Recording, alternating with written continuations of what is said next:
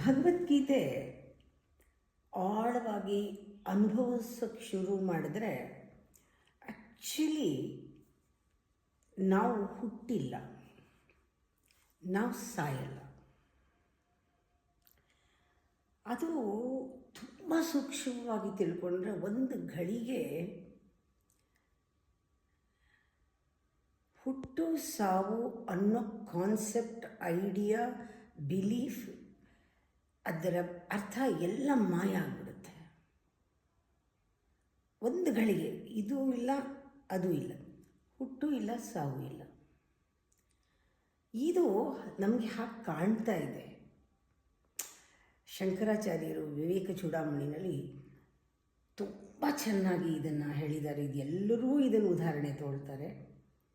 ಕತ್ತಲು ಹಗ್ಗ ಬಿದ್ದಿದೆ, ಹಾವು ಅಂತ ಅಂದ್ಕೊಂಡಾಗ ಹಾವು ಥರ ತೋರಿ ಹೇಗೆ ನಮಗೆ ಹೆದರಿಕೆಯಾಗಿ ಬೆಚ್ಚಿ ಬೀಳ್ತೀವೋ, ಅದೇ ಒಂದು ಸಣ್ಣ ಬೆಳಕು, ಒಂದು ಕ್ಯಾಂಡಲ್ ಲೈಟ್ ಇರ್ಬೋದು.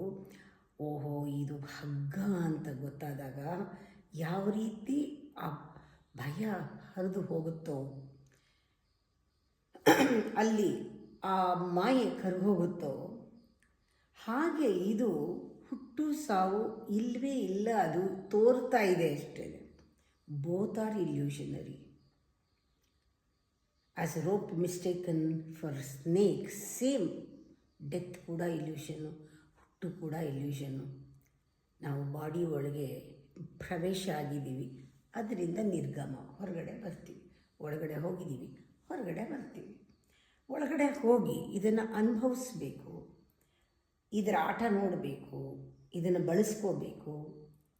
ಯಾವುದೋ ಒಂದು ಪರ್ಪಸ್ಗೆ ಇದರೊಳಗೆ ಬಂದಿದ್ದೀವಿ, ಒಂದು ಗಿಫ್ಟ್ ಸಿಕ್ಕಿದೆ, ಇದೊಂದು ಬಾಡಿಗೆ ಮನೆ, ಇದನ್ನೇ ಡೆಕೋರೇಟ್ ಮಾಡಿ, ಎಂಜಾಯ್ ಮಾಡಿ, ಖುಷಿಯಾಗಿರಿ.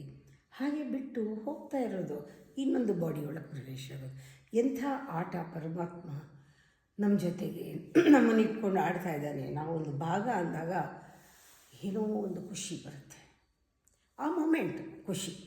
ಆ ಖುಷಿ ಎಲ್ಲಿಂದ ಬರುತ್ತೆ? ಯಾಕಂದರೆ ಶಾಶ್ವತವಾದ ಒಂದು ಗ್ಲಿಮ್ಸ್ ಥರ ಅದು ಒಳಗಿಂದ ಬರುತ್ತೆ. ಆ ಖುಷಿ ನಾನು ಒಳಗೆ ಹೋಗಿದ್ದೀನಿ, ನಾನು ಖುಷಿ ಪಡ್ತಾ ಇದ್ದೀನಿ, ನಾನು ಇವಾಗ ಆಚೆ ಬರ್ತೀನಿ, ಖುಷಿ ಪಡ್ತಿರೋದು ನಾನು. ಅದು ಆನಂದ. ಅದು